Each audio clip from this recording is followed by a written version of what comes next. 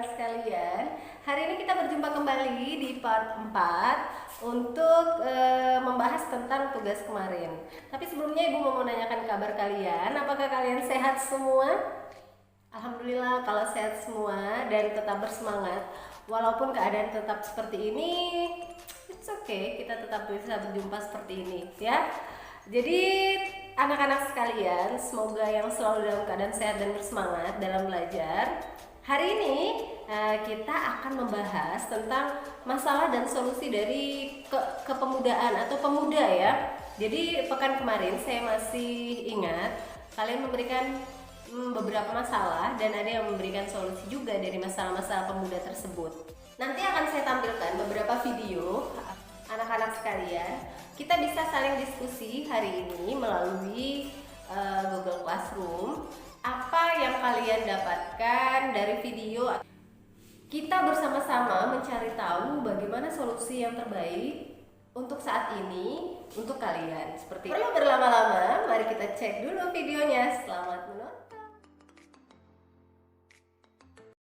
Miris melihat remaja-remaja zaman sekarang. Entah kenapa melihat mereka melakukan hal yang biasa mereka lakukan dan mendengar semua alasan yang keluar dari mulut mereka agar terus melakukan hal yang biasa mereka lakukan dan agar tidak melakukan hal yang jauh lebih bermanfaat, membuatku merasa sedih. Memang apa yang dilakukan anak-anak muda sekarang?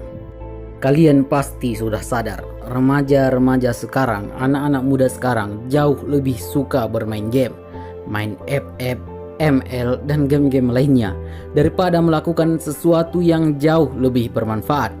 Game sudah sangat merusak generasi ini. Saat ini tidak ada seorang pun yang tidak pernah terjebak pada jebakan yang satu ini.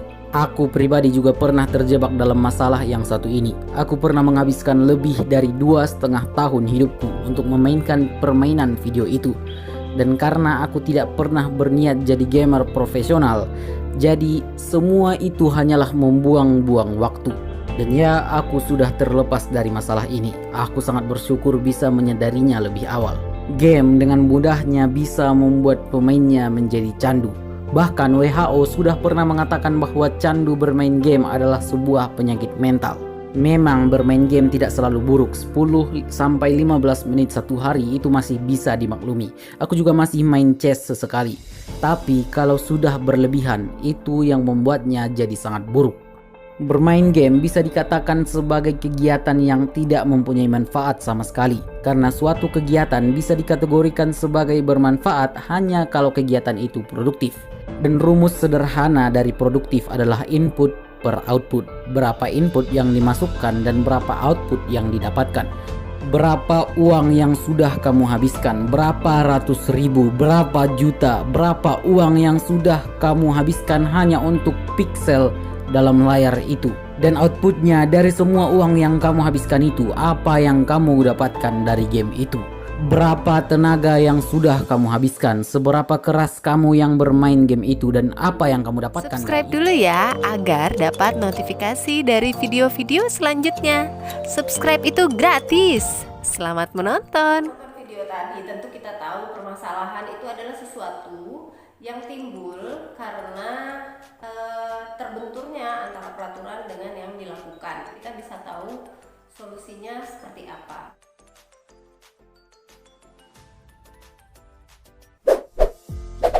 Suryatmaja, bocah 12 tahun yang kuliah di Kanada. Di daftar pertama ada Diki Suryatmaja yang pastinya membuat kamu berdecak kagum Pop Gengs. Pasalnya, pada tahun 2016 lalu saat usianya baru 12 tahun, Diki ini sudah berhasil mendapatkan beasiswa dari University of Waterloo, Kanada. Dilansir dari tagarberita.id, pengelola kampus bahkan sangat takjub dan bangga dengan Diki yang mampu lolos seleksi. Bocah kelahiran 1 Juli 2004 ini diketahui memiliki IQ 200, jauh di atas Albert Einstein yang hanya ber-IQ 161. Wow, Diki ini bercita-cita menjadi fisikawan terkenal dan pengen menciptakan sumber energi bersih untuk menyelamatkan dunia. Wah, mulia banget ya. Semoga cita-citanya terkabul ya, Dik. Amin.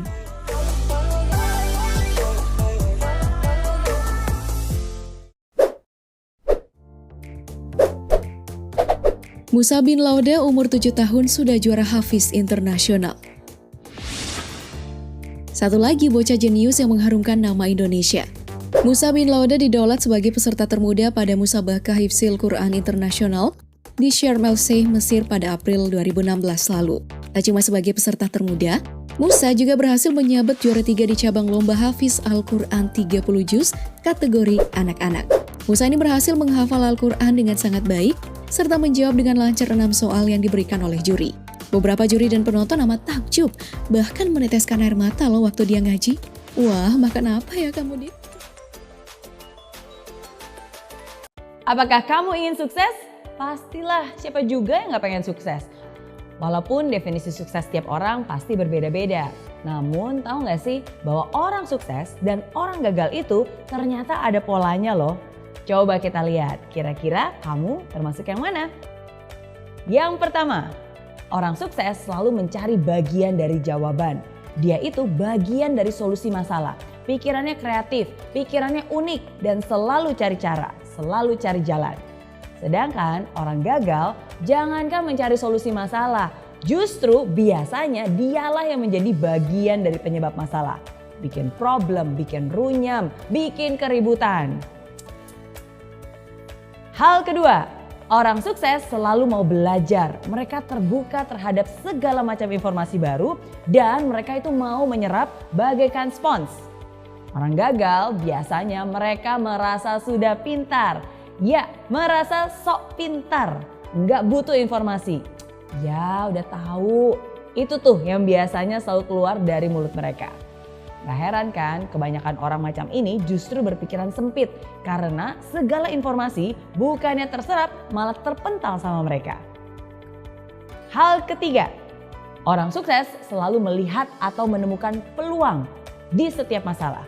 Mau seburuk apapun, pasti ada hal baik yang bisa diambil. Bahkan di kondisi jelek pun tetap aja ada hal positif yang bisa ditemukan. Nah, orang gagal biasanya hanya melihat masalah di setiap peluang. Bahkan hal yang sudah baik-baik aja nih bisa dicari-cari terus kesalahannya. Bisa dikorek-korek terus negatifnya. Kemudian, karena tadi kita sudah bahas masalah solusi, anak-anak sekalian, semoga solusi yang kita bahas tadi ya di pemuda, tentu saja pemuda itu pertama harus selalu ingat Tuhannya masing-masing ya, harus rajin beribadah, menganggap bahwa hidup di dunia ini mau apa lagi sih selain kita memberikan yang terbaik untuk diri kita sendiri sebenarnya, agar kita bisa lebih baik berdasarkan ilmu agama. Jadi jangan lupa, ilmu agama itu mencakup segala bidang ya. Intinya adalah kalian menjalani kehidupan berdasarkan ilmu agama yang kalian punya. Yakinilah Tuhan kalian masing-masing mencintai kalian juga. Ya, yang kedua, hormati kedua orang tua kalian. Biar bagaimanapun kedua orang tua kalian itu adalah orang yang berjuang mati-matian untuk membuat kalian menjadi sebesar sampai sekarang ini ya. Tanpa orang tua kalian kita nggak bisa sampai di fase ini ya.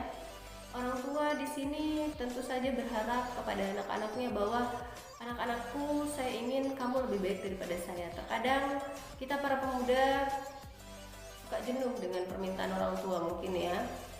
Atau malah ada pemuda yang orang tuanya belum minta, orang tuanya tidak mendesak, tetapi dia mendesak dirinya sendiri atau berharap dirinya sendiri lebih baik daripada harapan orang tuanya. Dengar begini, ridho orang tua adalah ridho Allah ya. Jadi kalau orang tua tidak ridho, maka mungkin hidup kita menjadi tidak berkah. Yang ketiga, hargai guru kalian. Guru itu bisa berupa guru yang di sekolah atau guru yang di luar sekolah. Mungkin kalian sudah anggap sebagai guru atau sebagai orang tua ya. Jadi hargai mereka, ambil yang baik-baik. Pengalaman hidup itu bisa didapat dari siapa saja, termasuk orang-orang di sekitar kita. Kalian sekarang lebih baik kalian berteman saja, banyak-banyakin teman, karena bisa menambah pengalaman dari sisi teman-teman. Nah, umur kalian ini umur emas. Pada saat kalian belajar sekarang, kalian akan lebih mudah paham. Anak-anakku sekalian, segala permasalahan di kehidupan ini selalu ada solusinya. Yakinilah itu. solusi general yang bisa saya sampaikan setelah kita berdiskusi. Jadi ini adalah solusi-solusi general yang secara umum kita bisa tangkap dari para pemuda yang kenapa kita harus mempelajari kebangkitan nasional. Ujung tombaknya adalah pemuda, yaitu kalian semua di zaman sekarang. Anak-anakku sekalian, semoga kita bisa terus berkarya. Jangan sampai usia muda yang belasan ini kalian lewati begitu saja, tahu-tahu sudah 30 tahun dan kalian belum pernah berbuat apa-apa. Jadi belajarlah terus dan terus di usia sekarang, karena ini adalah masa-masa. Untuk pekan depan kemungkinan kita akan berjumpa dengan ulangan harian ya. Jadi ulangan harian untuk bab ini agar kalian bisa bersiap-siap. Sistem ulangannya akan saya sampaikan di Google Classroom. Terima kasih atas perhatiannya anak-anak sekalian. Semoga sehat selalu, tetap semangat dalam meraih cita-cita, tetap hormati orang tua, tetap jalani perintah agama. Terima kasih. Assalamualaikum warahmatullahi wabarakatuh dan selamat pagi. Thanks for watching. Don't forget to subscribe, like, comment, and share. See you in the next video.